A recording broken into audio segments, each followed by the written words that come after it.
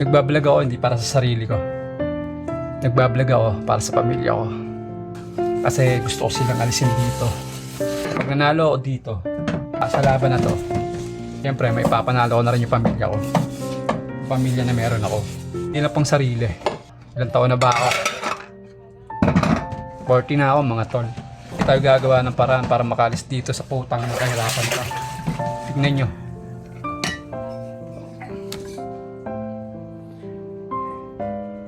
Pag hindi ka nangarap, hindi ka makakalis dito sa putangin ng to. Ito yung nakikita kong way para makalis sa putangin ng baha na to. Putangin ng buhay na to.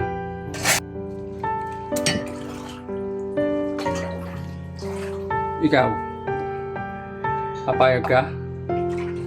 Hanggang sa tumanda ka, dito ka na lang. Ako hindi. Kaya gumagawa ako ng paraan.